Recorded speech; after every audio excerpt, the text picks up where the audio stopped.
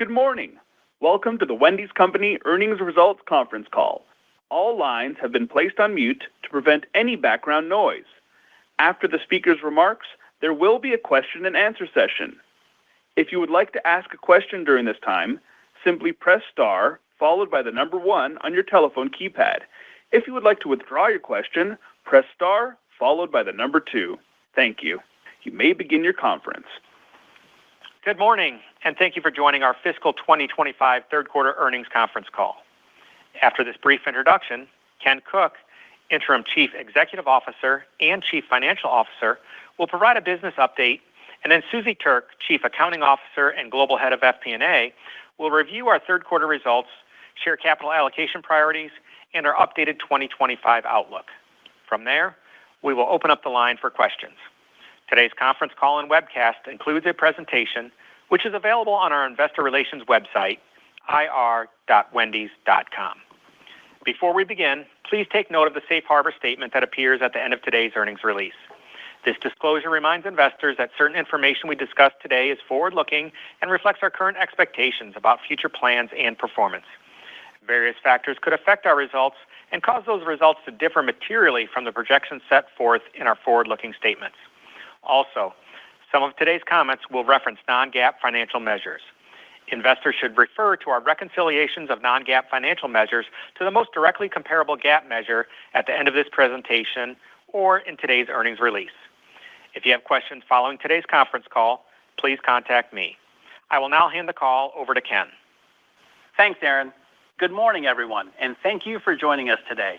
Before I begin, I want to thank our employees and franchisees for the passion they bring to the Wendy's brand and their continued commitment to unlocking its full potential. This morning, I'll provide an update on Project Fresh, which we announced in October, and then review our third quarter results, which were broadly in line with our expectations. Across the globe, Wendy's continues to resonate well with our customers as we execute our globally great, locally even better approach. Our international business once again delivered strong system-wide sales growth, supported by an increase in same-restaurant sales and new restaurant openings.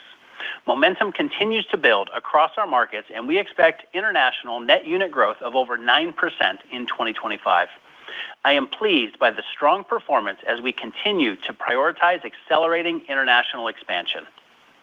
In our U.S. business, sales remain under pressure, and we are acting with urgency to return U.S. comp sales to growth. We are making meaningful progress on key actions to enhance the customer experience, and we are seeing this pay off in our U.S. company-operated restaurants, which significantly outperformed the overall system in the third quarter. On our last earnings call, I outlined 3 key initiatives: knowing our customers better, simplifying our programming and execution, and working more closely with our franchisees as one Wendy's. In addition to these initiatives, we made the strategic decision to prioritize growing average unit volumes over net unit growth in our U.S. business. As part of this strategic shift, we launched Project Fresh, a comprehensive turnaround plan to drive profitable growth and long-term value across our U.S. system. Project Fresh is structured around 4 strategic pillars: brand revitalization, operational excellence, system optimization, and capital allocation, designed to attract new customers to Wendy's through more compelling marketing and to increase guest frequency by providing an exceptional customer experience, which increases AUVs, improves restaurant profitability, and creates value for franchisees, the company, and shareholders. We began discussing these initiatives with our franchisees earlier this fall, and we have received overwhelmingly positive feedback, a great reflection of the confidence in the Wendy's brand and our One Wendy's approach. Let me take a few minutes to highlight some of the specific actions underway. The first pillar of Project Fresh is revitalizing the Wendy's brand. This is about positioning Wendy's as the freshest and highest quality choice in QSR by celebrating what makes us stand out from the competition. This includes using the highest quality ingredients, like our 100% fresh, never frozen beef, our Applewood smoked bacon, and our new barrel-breaded chicken tenders. It's about telling our quality story with a greater focus and relevance for today's consumer. To accomplish this, we're combining our internal expertise with an industry-leading consulting firm utilizing a proven, data-driven process to strengthen our brand positioning and enhance marketing effectiveness. This starts by listening to our customers. In October, we launched a needs-based customer segmentation study that is well underway.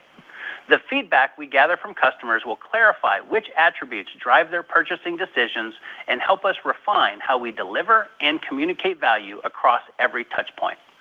At the same time, we are expanding the use of advanced data analytics to deepen our understanding of customer behavior. We now have visibility to how consumers behave both inside the Wendy's system and with the competition, which will enable us to focus our media efforts on high-value audiences and allow us to adapt quickly to shifts in consumer behavior. The next two pillars, operational excellence and system optimization, are both focused on elevating the customer experience. Operational excellence starts with putting our customers first. Our investments in people, training, and hospitality are driving measurable results, with U.S. company-operated restaurants outperforming the system by 400 basis points in same-restaurant sales during the third quarter. We're proud of this progress and are scaling these initiatives across the system to generate higher AUVs and deliver an even better customer experience. For example, we've enhanced our training programs, including additional training for all customer-facing employees to improve hospitality and deliver exceptional customer experiences. This has supported higher customer satisfaction scores this year, particularly in accuracy and friendliness, two key factors that keep guests coming back. These efforts have also helped lower employee turnover in the company restaurants, building a solid foundation for consistent, high-quality service. We've made progress with our digital and delivery business, with key measures like conversion, satisfaction, and App Store ratings all increasing in 2025, with corresponding declines in cancellation rates, missing items, and refunds. These improvements are the direct result of enhancements we've made to the customer experience, from the welcome journey in our app to using geolocation data to help with pickup location accuracy to DoorDash delivery scales to improve order accuracy. We still have work to do and are testing additional changes to create an even better experience for our digital customers, an important segment of our business with significant opportunity for further growth. And we're leveraging technology, including digital menu boards and Fresh AI, to deliver more consistent, high-quality drive-through interactions. It's improving upselling and productivity, and while still early, the results are promising for both our teams and customers. The third pillar of Project Fresh is system optimization, which is about having the right restaurant footprint in each market to maximize profitability for our franchisees and deliver exceptional food and experiences for our customers. This is a significant strategic shift that we believe will drive stronger growth over time. Let me share some details on the process. We are working with our U.S. franchisees to evaluate each and every underperforming restaurant in our system from both a financial and a customer experience perspective and developing action plans for how to improve both. For some locations, it's about making operational changes or deploying technology. For others, we're improving productivity by aligning operating hours to better match demand, particularly in the morning and late-night day parts.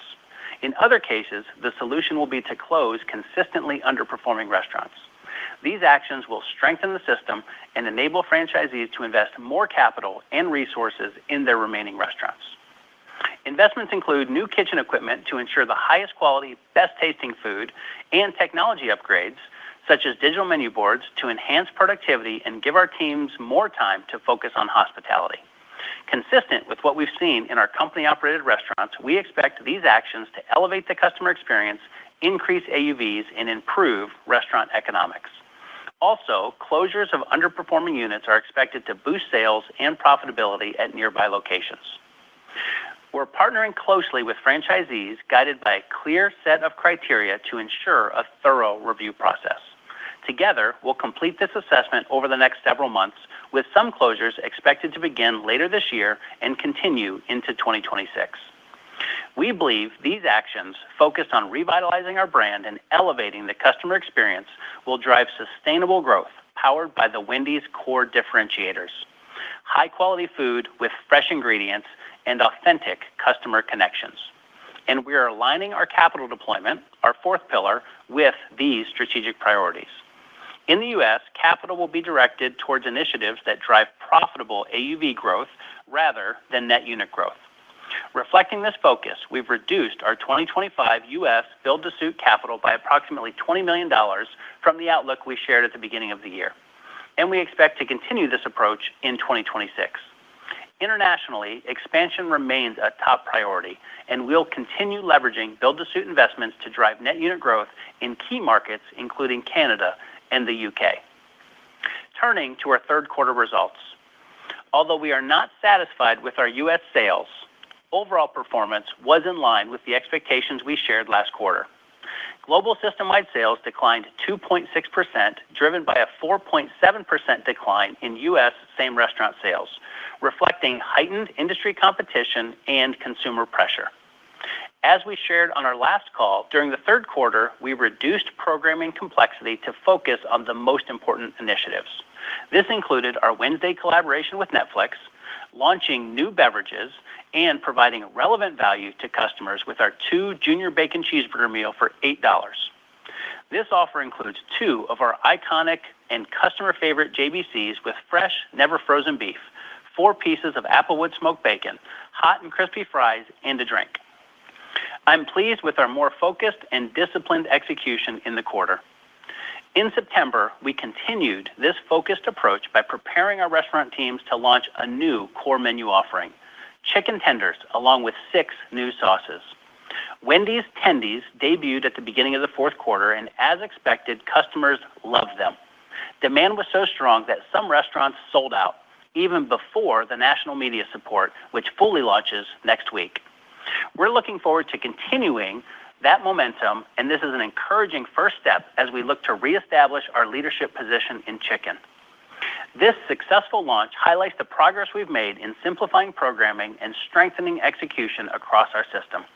It also reinforces the exceptional quality of our products and the improved operational execution across our system, supported by enhanced training and sufficient preparation time for our restaurant teams. It's a clear example of what Wendy's can achieve when we're focused and aligned as one Wendy's. Turning to our international business, system-wide sales grew 8.6% in the third quarter, with growth across all regions. We also celebrated several milestones, including the opening of our first restaurant in Ireland and our second restaurant in Australia, which delivered the highest opening day sales in our history. This year in Canada, we remain on track to deliver our highest number of openings in the past decade. We also continue to strengthen our long-term development pipeline, having signed new agreements for more than 320 international restaurants year to date, including a recent agreement to open 50 restaurants in central Mexico. Mexico remains our strategic growth hub for Latin America, where our investments in local resources, supply chain, and marketing are laying the groundwork for sustained expansion across the region. International remains a growth engine, delivering 100 new restaurant openings and 77 net new units through the third quarter. Globally, we've opened 172 new restaurants through the third quarter and added 123 net units, reinforcing the growing strength of our global footprint. Wrapping up our third quarter results, adjusted EBITDA rose 2.1% to $138 million, and adjusted EPS was 24 cents per share versus 25 cents per share last year. We returned more than $40 million to shareholders in the quarter through dividends and share repurchases, and over $300 million year to date, keeping us on pace to exceed $325 million for the full year, up more than $40 million from a year ago. Now, turning to our outlook. We are maintaining our outlook for full-year global system-wide sales, adjusted EBITDA, and adjusted EPS. Additionally, we're increasing our outlook for free cash flow by $35 million to $195 to $210 million, reflecting a reduction in capital expenditures and build-to-suit investments, along with tax benefits related to the 2025 Tax and Reconciliation Act. Our strong free cash flow underpins our ability to fund investments in the business, and the company remains committed to our dividend and returning capital to shareholders. Finally, we are also maintaining our outlook for net unit development growth of between 2% and 3%. International development in 2025 is tracking in line with our prior expectation for net unit growth of over 9%. In the U.S., While we expect around 100 new restaurant openings for the year, we anticipate that our system optimization initiative could result in our global net unit growth coming in around the low end of the range. Before I close, I will turn it over to Susie to provide more details on our third quarter results. Thank you, Ken, and good morning, everyone. I'll start with our third quarter results, including an update on capital allocation, before closing with more detail around our outlook for the remainder of 2025. In the third quarter, global system-wide sales decreased 2.6% on a constant currency basis, primarily driven by a decline in U.S. same-restaurant sales of 4.7%. This was partially offset by continued strength in our international business, with 8.6% system-wide sales growth. The decline in U.S. same-restaurant sales was driven by a decrease in traffic, partially offset by a higher average check. Same-restaurant sales at our U.S. company-operated restaurants outperformed the U.S. system by 400 basis points, declining 0.7%. The stronger performance in company-operated restaurants was driven by our actions focused on operational excellence, as well as stronger delivery growth and the implementation of our digital menu boards and Fresh AI automated ordering technology. As we execute on our U.S. turnaround initiatives under Project Fresh, we're planning to scale these actions across the broader system to elevate the customer experience and drive profitable AUV growth. We're also making progress scaling our U.S. digital business, with sales of 14.9% compared to the prior year, bringing U.S. digital mix to an all-time high of 20.3%. Shifting to our international segment, in the third quarter, the Wendy's brand continued its strong momentum around the world, delivering system-wide sales growth of 8.6% and 3% same-restaurant sales. System-wide sales grew across all regions, with some of the fastest-growing markets, including Mexico, with over 18% growth, and Puerto Rico, with over 10% growth. Our Canadian business also continued to deliver solid results, with over 7% system-wide sales growth in the third quarter, and has gained traffic share in the QSR burger category for 17 consecutive quarters. These results demonstrate the strength of our global brand, enabled by the investments we are making in regional capabilities. Moving to the P&L, total adjusted revenue was $442.5 million, a decrease of $1.1 million compared to the prior year, driven by both lower franchise royalty revenue and franchise rental income, partially offset by an increase in franchise fees. Global company-operated restaurant margin was 12.4% for the third quarter, and U.S. company-operated restaurant margin was 13.1%, a contraction of 250 basis points year over year. The decline in U.S. company-operated restaurant margin was primarily due to cost inflation, with continued pressure on both beef and labor costs, as well as a decline in traffic.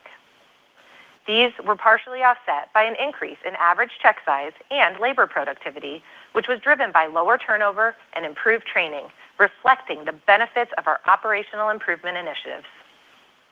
Adjusted EBITDA was $138 million, which was up 2.1% versus the prior year, primarily driven by decreases in the company's funding of incremental advertising spend and G&A expenses of $6.4 and $4.9 million, respectively. These items were partially offset by the decline in U.S. same-restaurant sales. Adjusted earnings per share was 24 cents, a penny below prior year. And turning to free cash flow, which continues to be a hallmark of the Wendy's brand, we've converted more than 100% of net income, generating $195.6 million of free cash flow through the first three quarters. This strength enables us to fund strategic investments while continuing to return capital to shareholders through share buybacks and dividends. Moving on to capital allocation, our first priority continues to be investing in the business. And as we've said with Project Fresh, that means prioritizing AUV growth in the U.S. and net unit development internationally. In the third quarter, we invested $31.6 million across capital expenditures and our build-to-suit development program. Capital expenditures included $15.1 million in technology initiatives like our digital menu boards. We also invested $12.7 million in restaurant development across company-operated new builds and investments in our build-to-suit program. Our second capital allocation priority is paying an attractive dividend, and today we announced our fourth quarter dividend payment of 14 cents per share. Our third priority is maintaining a strong balance sheet. We ended the third quarter with $326 million of cash on the balance sheet and a net leverage ratio of 4.5 times, which is in line with prior quarter. Year to date, we have paid down $21.9 million of our whole business securitization debt principal. Our capital allocation policy gives us the flexibility to be opportunistic with our share repurchases. And during the third quarter, we repurchased 1.4 million shares for approximately $14 million. And year to date, we have repurchased 14.4 million shares for approximately $200 million, completing our planned share repurchases for this year. Through the first 3 quarters of the year, we have returned over $300 million of cash to our shareholders through dividends and share repurchases. We remain on track to return over $325 million in 2025, an increase of more than $40 million compared to the prior year. Now let's turn to our financial outlook. We are reaffirming our full-year outlook for system-wide sales, adjusted EBITDA, adjusted EPS, and net unit growth. And we are increasing our outlook for free cash flow. Our outlook assumes the dynamic consumer behavior and challenging competitive environment persist throughout the remainder of the year. For the full year 2025, we continue to expect global system-wide sales to range from down 3 to 5%. Our outlook assumes that system-wide and same-restaurant sales in the fourth quarter will be lower year over year than the third quarter, primarily driven by a decline in U.S. SRS given the tough prior year comparison. We continue to expect U.S. company-operated restaurant margin of 14%, plus or minus 50 basis points. This includes an updated commodity inflation outlook for the year of approximately 5%, primarily reflecting continued inflation in beef prices. We continue to expect labor inflation for the full year of approximately 4%. We now expect G&A to be between $250 to $260 million and represent approximately 1.8% of system-wide sales for the full year. We are reaffirming our adjusted EBITDA outlook of $505 to $525 million. We continue to expect approximately $130 million of interest expense. As a reminder, we plan to issue $400 million of whole business securitization notes in the fourth quarter. The proceeds will be used to pay $50 million of debt, which mature in December of 2025, and refinance $350 million of whole business securitization notes, which mature in September of 2026. Taking all of these items into account, we are maintaining our outlook for adjusted EPS of 82 cents to 89 cents per share. We now expect capital expenditures and build-to-suit investments to total between $135 to $145 million, reflecting a decline of $30 million at the midpoint of the range from our previous outlook. This is primarily driven by a reduction in U.S. investments in the build-to-suit program as we prioritize AUV growth. We are increasing our expectation for free cash flow to be between $195 to $210 million, an increase of $35 million at the midpoint of the range compared to our prior outlook. This increase is driven by the reduction in capital expenditures and build-to-suit investments, along with cash tax benefits related to the 2025 Tax and Reconciliation Act. Finally, we continue to expect net unit growth between 2 to 3%, primarily driven by the momentum we're building internationally. Our system optimization initiative in the U.S. could result in net unit growth coming in around the low end of this range. In closing, we are focused on a disciplined financial approach to advance the strategic initiatives of Project Fresh. As WEN Wendys, we are taking decisive actions to strengthen our financial foundation, and I'm confident this will better position our business for long-term growth. And with that, I'll now turn it back to Ken.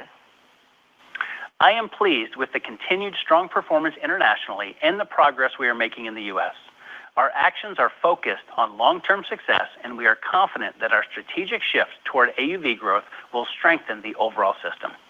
Project Fresh is underway, and together as WEN Wendys, we are executing initiatives with urgency to revitalize the Wendy's brand and enhance the customer experience. While these changes will take time to deliver their full impact, we believe that the actions we are taking today will build momentum and deliver sustainable long-term growth, creating value for all key stakeholders. I'll now hand it over to Aaron to share our upcoming investor relations calendar. Thank you, Ken. On November 20th, we will participate in the Stephens Investment Conference in Nashville. On December 4th, we will be in New York City for the Barclays Eat, Sleep, and Play Conference. And then on December 11th, we will participate in the virtual KeyBank Capital Markets Consumer Conference. If you are interested in joining us at any of these events, please contact the respective sell-side analyst or equity sales contact at the host firm. We will now transition to the Q&A part of the call. Due to the high number of covering analysts, please limit yourself to one question only. Operator, please queue up the first question. Thank you. As a reminder, if you'd like to ask a question, please press star followed by 1 on your telephone keypad. And if you'd like to remove your question, that's star followed by 2. Our first question for today comes from David Palmer of Evercore ISI. Your line's now open. Please go ahead. Thanks. Good morning. Wanted to ask you about franchisee cash flow and balance sheet levels today and what you're hearing from the franchisees. And importantly, what quick wins do you think you have within Project Fresh? What elements might be there to help franchisee cash flow, either from sales drivers or other operational changes that you're contemplating? And thank you. Thanks, David. Great question. In terms of franchisee financial health, overall, the U.S. franchisee system remains healthy, although there are pockets of more acute financial pressure. We're working with those franchisees on a case-by-case basis to figure out the best path forward. System optimization, which is one pillar of Project Fresh, is an important tool in the toolkit that we have, and we're focused on improving restaurant-level economics, taking a hard look at underperforming restaurants in our system from both a financial and customer experience perspective, and working with franchisees to improve those, transfer those to another operator, or potentially closing them, which will help unlock capital for franchisees to further reinvest in the system. In terms of quick wins, we're really focused on the long term. So over the past couple months, we've taken a hard look at our U.S. business and identified the big moves that will create the most long-term value for shareholders. And the result of that work is Project Fresh. At the core, it's about making our restaurant-level economics more compelling by increasing AUVs in the U.S. So how do we do that? It starts with revitalizing the brand. Wendy's was built on having the highest quality food in QSR and using the freshest ingredients, and that hasn't changed. Revitalizing the brand is about retelling our quality story to today's consumer. It's about leveraging the things that are distinctly Wendy's to stand out from the competition, and it's about better understanding our customers and how to reach them more effectively. To help with this, we've engaged an industry-leading consultant, and we are pleased with the early progress. The next two pillars are really about enhancing the customer experience. Operational excellence is about bringing the quality perception to life in our restaurants by ensuring that we serve our guests great food with a great experience every time they visit Wendy's. We're seeing the results of this pay off in company-operated restaurants, where we're outperforming the system by 400 basis points in terms of SRS in the quarter, and most of that outperformance is coming from traffic, where we've seen satisfaction scores increase, friendliness, and accuracy scores increased. So we'll be working on rolling that out throughout the system to help increase frequency there. And then, system optimization really is about strengthening the brand, enhancing the customer experience, and unlocking capital for our franchisees to reinvest in the system. The other thing I'd say is, in terms of quick wins, we are very pleased with the launch of chicken tenders. So as we talked to you about last quarter, we simplified the programming calendar for the back half of this year to focus on doing fewer things better. And so far, that's been a success. We're very pleased with the launch of chicken tenders.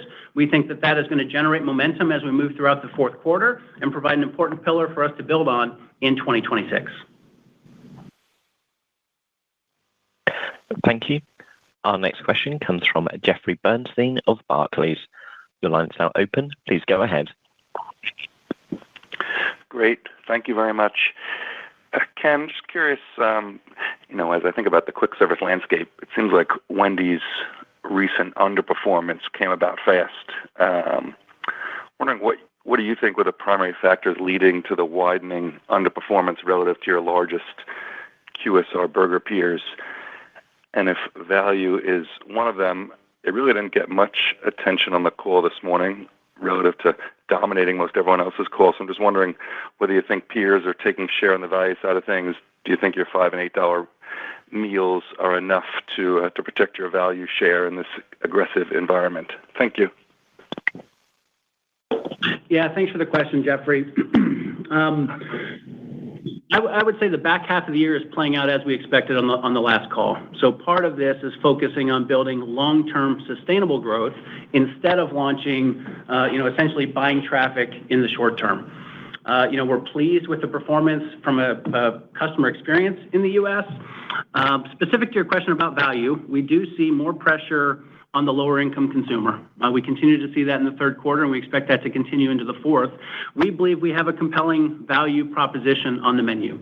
So our biggie bag, you get a junior bacon cheeseburger, 100% fresh, never frozen, North American beef, a 4-piece nugget, fries, and a drink, all for $5. That is really compelling.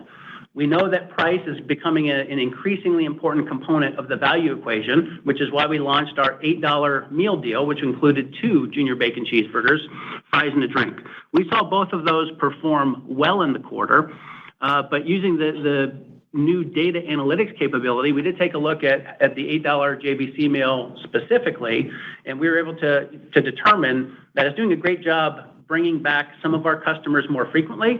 It didn't do as good of a job as we wanted attracting new customers. So that tells me we have an opportunity to tell our value story in a different way by focusing on both price and the quality of the ingredients we get.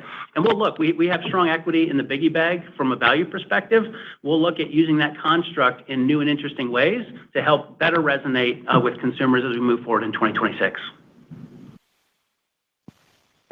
Thank you. Our next question comes from Brian Mullen of Piper Sandler. Your line's now open. Please go ahead. Thank you. Just a question on the system optimization initiative. Wondering if you could just put some numbers or some guardrails around how many closures you might expect next year in the U.S., even if it's just a range. And then, related to that, is there anything worth considering as we think about potential impacts for your franchise rental income stream? Not sure if that's relevant here or not. So if you could just address that. Yeah, thank you for the question, Brian. In terms of system optimization, based on the information we have today, I'd estimate around a mid-single-digit percentage of U.S. restaurants would end up closing. I think we'll work through a detailed and programmatic process with our franchisees to determine the best pace of that, and make sure that we are making the best decisions for the long-term health of the overall system. When we look at the system today, we have some restaurants that do not elevate the brand and are a drag from a franchisee financial performance perspective. The goal is to address and fix those restaurants. So in some cases, that's going to mean deploying operational improvements, deploying additional technology or equipment. In other cases, it'll mean transferring those restaurants to a different operator who's better suited to be successful in that restaurant. And in other cases, we ultimately will close that restaurant, which will put money back in franchisees' pockets and enable them to reinvest both capital and resources in their remaining restaurants.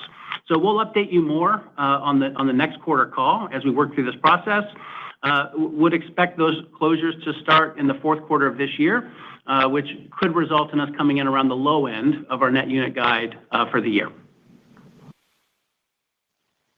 Thank you. Our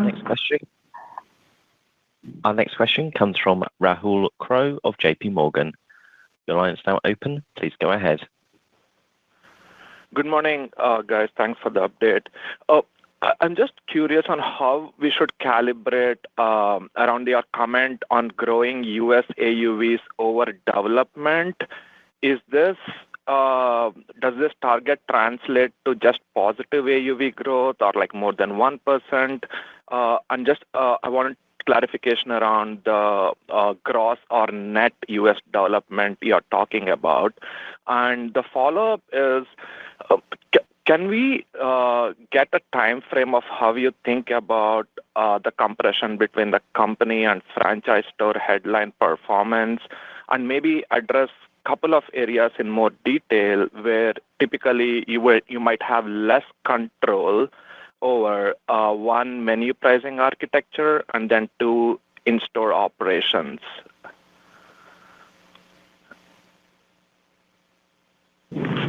Yeah, thank you for the question, Raul. We're really talking about net unit development, coming around the low end of our net unit development. Gross unit development is still on track. We will continue to build restaurants in the U.S. from a gross perspective.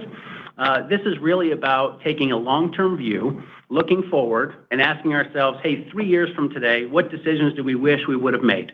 And then having the courage to make them today, which is what we're doing. We've worked closely with franchisees to make sure that they're aligned with this, and they are. Response has been overwhelmingly positive there. It's about addressing the fundamentals and improving the fundamental restaurant level economics in the U.S. At the same time, by doing this, we will enhance the customer experience across the system, increasing the consistency of the customer experience, which is ultimately going to result in more demand, not less, for both Wendy's hamburgers in our system and ultimately more Wendy's restaurants as we do that. The second part of your question in terms of operational excellence, we started investing in this in a big way earlier this year. So we focused on training, we focused on making sure we have the right people in the right seats, and putting in place processes to make sure we're holding ourselves accountable for delivering for our customers day in and day out. We've outperformed the franchise system for the last couple quarters. Obviously, that differential has been growing, which has significantly increased interest from franchisees. So now this becomes a pull, not a push. They're interested. We're going to be rolling that out, and we think that will help in a big way in 2026. Thank you. Our next question comes from Dennis Geiger of UBS. Your line is now open. Please go ahead. Great. Thank you, guys. Just wanted to touch on, Ken, you kind of just touched on it a bit there, but that outperformance of the U.S. company-owned in the quarter, again, just kind of the franchisee feedback and sentiment on that. And in particular, I think you talked about scaling that. It sounds like it's a 26 type of benefit. Any more sense on the timing of the scaling of the actions and the activities to kind of get the franchise system more aligned with where the company stores are? Thank you. Yeah, thank you for the question, Dennis. We are very pleased with the outperformance, and we think this is a very strong indication of the importance of enhancing the customer experience across the system, which is why that's one of the key pillars under Project Fresh. In terms of the timing, so we are in the process. We are working with franchisees today to scale that.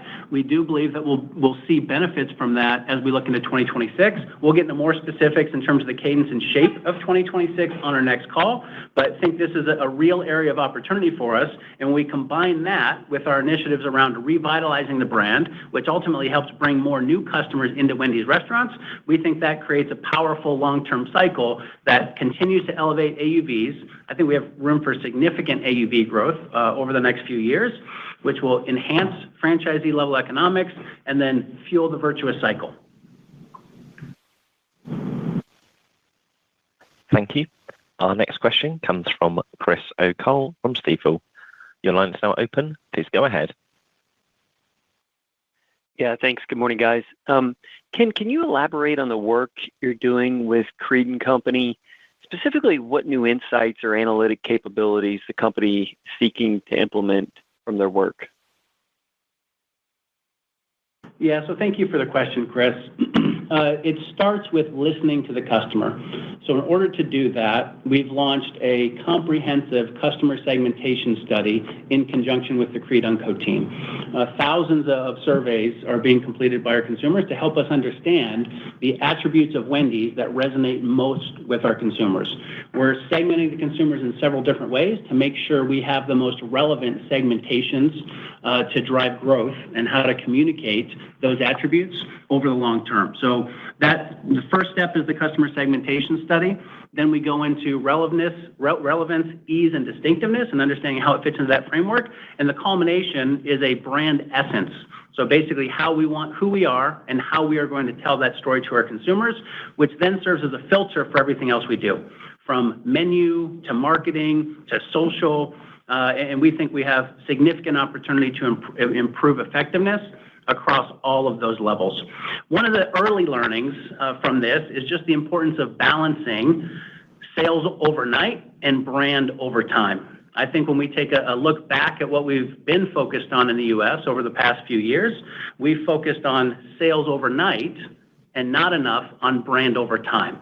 So we have some work to do to reestablish Wendy's as the leader in quality and freshness in the industry. And by doing that, we're confident that we're going to drive AUVs higher. Thank you. Our next question comes from Margaret May Binstock of Wolfe Research. Your line is now open. Please go ahead. Hi, guys. Thanks for taking my question. You guys have talked a little bit about beverages, another pillar of the focus of the innovation pipeline. Can you give some color on, the recent work you guys have done to the beverage platform, what the reception has been, and if you've seen any improvement in breakfast performance sequentially in conjunction with some of these rollouts? Thank you. Yeah, Margaret, thank you. So we did launch some pretty exciting beverage products in the third quarter. We launched our cold brew and cold foam offerings, and we also launched a sparkling energy lineup. Those launches performed in line with our overall expectations. We did not put media behind them to prioritize, the Wednesday promotion and the value promotion around the $8 JBC meal deal. But they do add some compelling reasons for folks to join us at breakfast. Overall, breakfast in the quarter continued to underperform rest of day, as it has across the industry, given the pressure that consumers are under. But we feel good about the beverage lineup that we offer our customers today and how it has enhanced the overall breakfast offering. Thank you. Our next question comes from Danilo Gargiulo of Bernstein. Your line is now open. Please go ahead. Thank you. And it's very encouraging to hear that franchisee profitability is even more on top of your agenda. I'm wondering how you're thinking about breakfast, because on the one hand, it expands AUV in absolute dollars, so it's part of your plan. But on the other hand, you're talking about doing fewer things better, and breakfast is the day part that arguably is most under pressure and historically the one that might be delivering the lowest profit margin. So will you make it optional for franchisees? Are you working with them to assess it on a case-by-case basis, or are you going to maintain the national mandate? Thank you. Great question, Danilo. So breakfast remains an important part of our overall strategy, and we're committed to providing nationwide breakfast in the Wendy's system. We have worked on a case-by-case basis with franchisees who have very low sales at the breakfast day part. And this is for several reasons. One example as I first got out and started speaking with franchisees was, hey, Ken, I have a restaurant that's situated on the outer perimeter of a mall. That mall doesn't open until 10:30. I do almost no breakfast business, but I have to staff it and I have to be open at 6 a.m. This doesn't make sense. If you let me have flexibility and open that restaurant later, I'd be able to redeploy this labor to other day parts, enhance customer experience, and ultimately make more money for the franchisee. So we took a look at that across the system, and we did allow certain restaurants to opt out of breakfast and adjust their operating hours. In many cases, they started serving lunch earlier. Have seen some positive results there. Another thing that they did is when we look at hours optimization is, okay, if we're going to open a little bit later in the morning, then maybe we stay open a little bit later at night, and have seen positive gains from that. But breakfast remains an important part of the overall strategy for us in the U.S., and we remain committed to nationwide breakfast. But we will work with franchisees, and that's the other thing I'll say about franchisee profitability. As we focus on significantly enhancing franchisee profitability and putting more money in the franchisees' pockets, we believe that ultimately leads to a much stronger system, much stronger customer experience, and ultimately drives demand for both our hamburgers and our restaurants. Thank you. Our next question comes from Jake Bartlett of Truist Securities. Your line is now open. Please go ahead. Great. Thanks for taking the question. Mine was zeroing in on the fourth quarter here. And, I know there's a lot of moving pieces in October as you lap the Krabby Patty success. I think as some macro headwinds build, we've heard from others. If you can try to give us a sense as what you think your underlying momentum is at this point, help us out in terms of, you mentioned that the fourth quarter would be lower than the third. I think probably considerably lower. If there's a way you can help us just maybe some guardrails around what the fourth quarter U.S. comp should be. And then lastly, within all that, the Tendies launch, I think you mentioned that you're going to start the national advertising next week.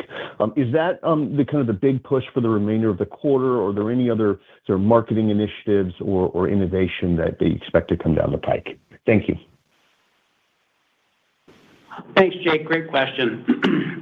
We were happy with reaffirming our full year guidance today. Like we talked about on the last call, the second half of this year was about simplifying the programming calendar so we could focus our execution on a handful of things that were going to make the biggest difference. Instead of trying to throw too much at the fourth quarter, which may have resulted in some short-term sales gain at the expense of long-term, we pushed a couple product launches out of the second half of the year into 2026. And so all that is playing out as we expected, which is why we reaffirmed our full year guidance today. That has a couple benefits for us. So number one, significantly strengthens the marketing calendar in 2026, and then provides time now to start building up this tested cupboard of ideas that we can then use to further enhance the calendar as we move throughout 2026. So this was about focusing on a couple things. The big thing is Tendies. So we launched that at the beginning of the fourth quarter. Customer feedback has been very, very strong. We're pleased with the way that promotion is going. We think it will provide momentum as we move through the fourth quarter and into 2026. And that also provides us some exciting ways how we can further innovate on that new core menu offering.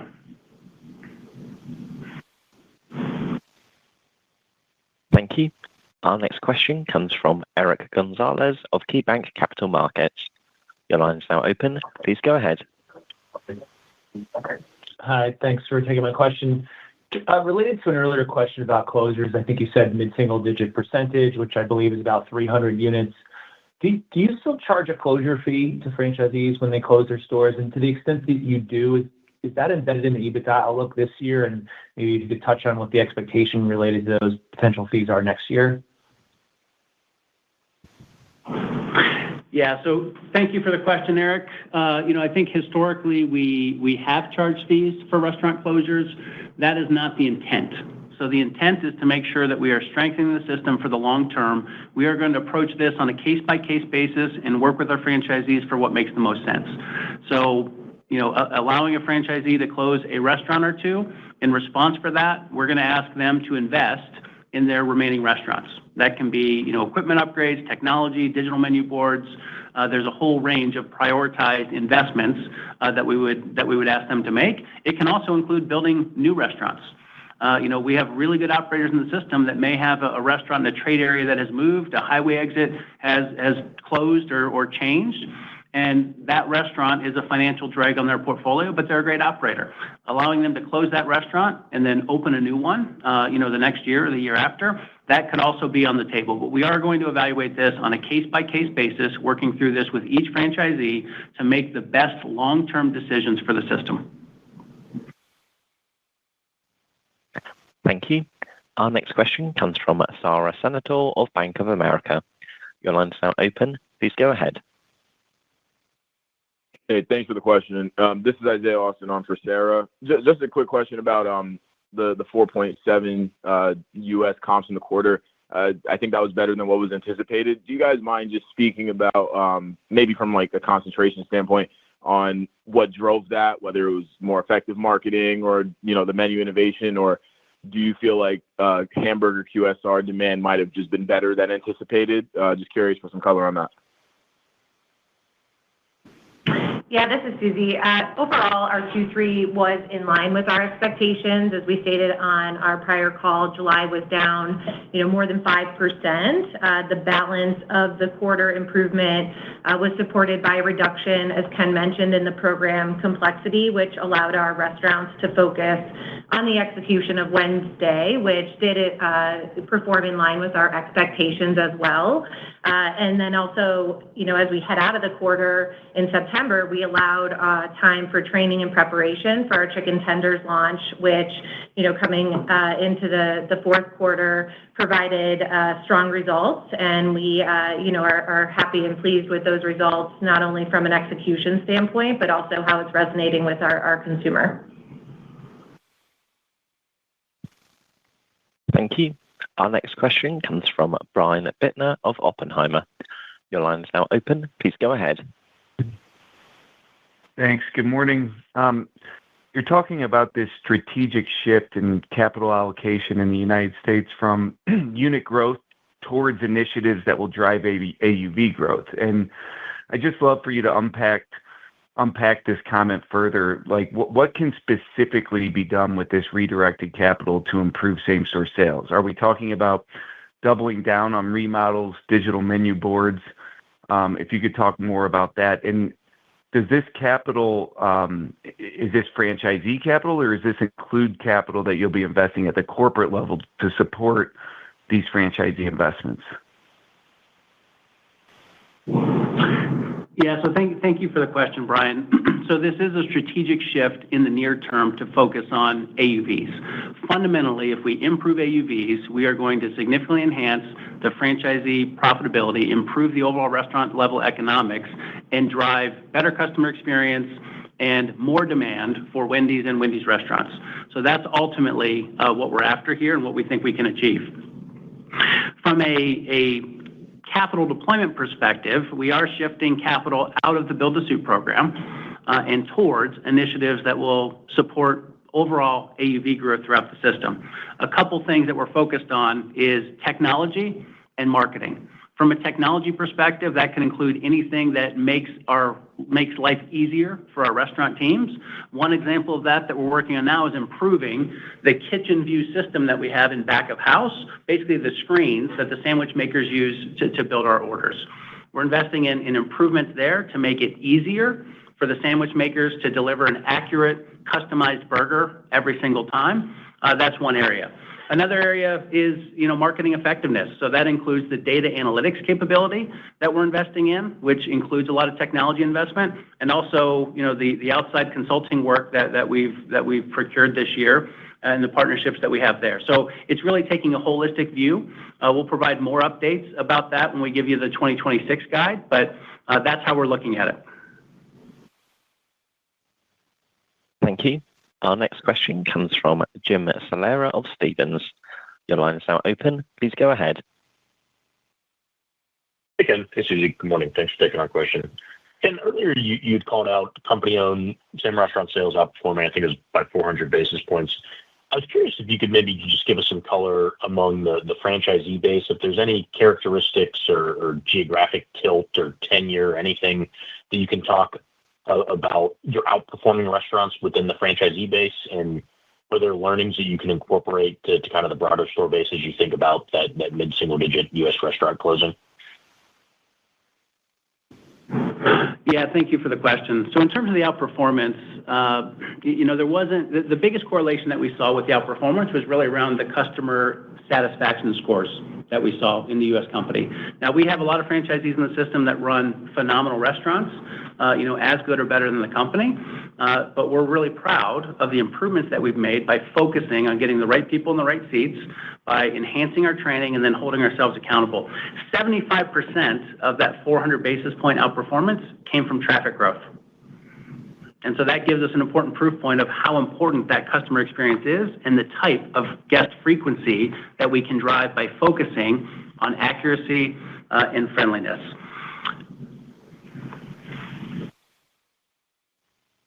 Thank you. Our next question comes from Andrew Strelzik of BMO.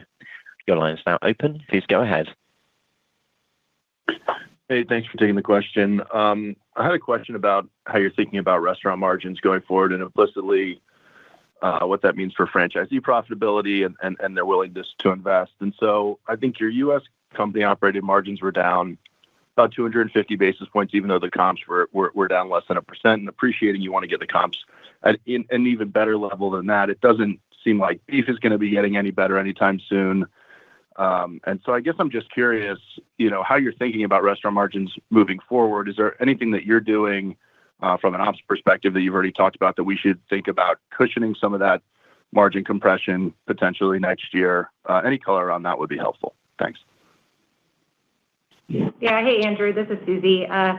So from a margin perspective, let me just say, we did reiterate our outlook of 14% company-operated restaurant margin for the year, but we do continue to see pressures on beef. So beef drove our commodity outlook up from that 4% previously stated outlook up to 5%. And we now have 96% of our commodity basket locked for the year, so we feel good about where we'll land this year. In terms of the future, you can expect to see us finish out the year with low single-digit pricing as we've seen throughout the remainder of the year. We know that lower income consumer continues to remain under pressure, and we'll be disciplined about our approach to pricing. I just want to point out too, we have a diverse menu. So while beef and our hamburgers play a huge role in our messaging, as you saw from the chicken tenders launch, we have a great chicken offering, and that's part of our brand story that we'll continue to tell here in the fourth quarter and into 2026 as tenders starts to pick up momentum as part of our core offering. So it's about balancing our menu. But lastly, it's focused on that profitable AUV growth, and that's really at the heart of Project Fresh, and the biggest lever to offset the inflations and improve margins is focusing on that profitable AUV growth. Yeah, that's right. And that's why that is the cornerstone of Project Fresh. Improving profitable AUVs in the U.S. So we are laser focused on working with our franchisees to improve overall restaurant level margins. We believe the most effective way to do that in the long term is about revitalizing the brand, reestablishing Wendy's as the highest quality and freshest food in QSR, improving the effectiveness of our marketing, which those initiatives are well underway, and then deploying operational excellence throughout the system. Another area where that will help franchisee margin perspective is the system optimization. We have franchisees that are fantastic operators, and they may have one or two stores that are in bad areas that are dragging down their financial performance.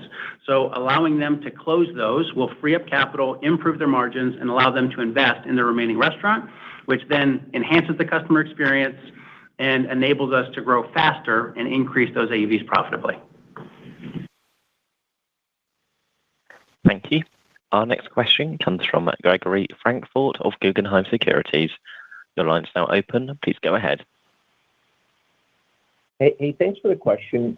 I wanted to just ask, I think you have almost 800 properties where you own either the land or the building on your books. Can you remind me how many of those stores you have the land for and whether or not you would consider monetizing some portion of that portfolio to reinvest in the business for this brand revitalization? Thank you very much. Yeah, thanks for the question, Gregory. So we have about 645 properties where we own the land. I think in total, we're in the lease chain on about 1,600 restaurants, across the U.S. That is not going to be a disqualifier for looking at these restaurants to optimize. Just because we're on the lease chain does not mean that we wouldn't look to significantly improve performance in those restaurants, including potentially closing them. And you're right. If we do close a restaurant, we would look to optimize and create value from that transaction, potentially selling the land under there, which creates more capital for us to reinvest in the system to accelerate the AUV and franchisee profitability flywheel. So that's something we're looking at as we work through with franchisees on a restaurant-by-restaurant basis, and we will provide additional updates on that on our fourth quarter call. Thank you. Our last question for today comes from Andrew Charles of TD Cowen. Your line's now open. Please go ahead. Great, thank you. Just want to understand within the 4Q guidance that sales are likely to decelerate on a one-year basis. What's your level of confidence on a two-year basis? You could see some improvement just given some of the initiatives you're putting into place. Yeah, Andrew, we were able to reaffirm the guide because the back half of the year is playing out as we expected. I think when you look at the strategic decisions we made to pull some of the programming complexity out of the fourth quarter and push that into 2026, that does create a little bit of pressure on the fourth quarter from an SRS perspective, but we're confident that it's the right long-term decision, and we are focused on optimizing long-term value. So by pushing some of that programming into 2026, it enabled us to focus our restaurant teams on the successful launch of chicken tenders in the fourth quarter. That is going to build momentum as we move throughout the back half of the fourth quarter and into 2025 and sets us up to have a much more successful 2026. So yes, the Q4 is going to be the trough. October was the month that's going to be the trough, and we look forward to continuing to improve from here as we move into 2026. That was our last question of the call today. I want to thank everybody for joining us this morning. Have a fantastic day. all for joining today's call. You may now disconnect your lines.